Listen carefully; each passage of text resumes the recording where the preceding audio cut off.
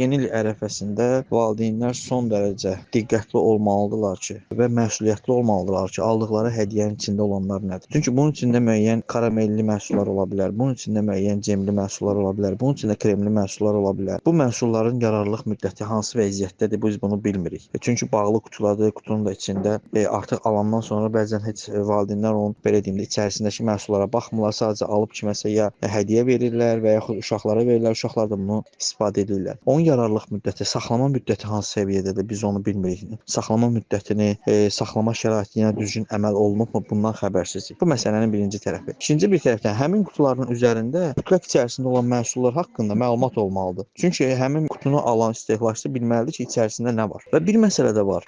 Bəzən qutuları elə bağlayırlar ki, qəsdən açıb içinə baxmaq olmasın. Mən isə tövsiyə eləyərdim ki, bunu valideynlər qutuları, hazır qutuları alıb içərisini özləri istədikləri məhsulları, yəni övladları istifadə edəcəkləri məhsulları onun içərisinə yığıb onu hədiyyə kimi təqdim eləsələr, bu daha məqsədə uyğun olar. Və əgər həmin təbii ki, qutunun içərisində vaxtı keçmiş, müddəti bitmiş və yaxud saxlama şəraitinə əməl olunmamış, düzgün əməl olunmamış məhsul varsa, təbii ki, bunun haqqında Aktanın qaynar xətti var, ora müraciət edə bilərlər, aidiyyatlı şikayətlərini bildirə bilərlər. Bir məsələ də var ki, burada ən çox işbazlar belə bayram qabağı günlərdə daha çox fəallaşırlar. Müxtəlif maşınların yük yerlərində, insanların sıx toplaşdığı yerlərdə bu məhsulları yığırlar. Özləri bəlkə də ucuz məhsullardan alırlar, keyfiyyətsiz məhsullardan alırlar, bağlayıb müştərilərə təqdim edirlər. Küçə satışı ilə məşğul olan, küçədə satılan bu cür məhsullardan alıb istifadə eləməsinlər. Küçədə satılan bu cür məhsullardan alıb istifadə elədikdə, əgər məhsul haqqında hər hansısa problem varsa belə, şikayət eləməkləri artıq yerləri qalmır. Çünki bu günləri burada satan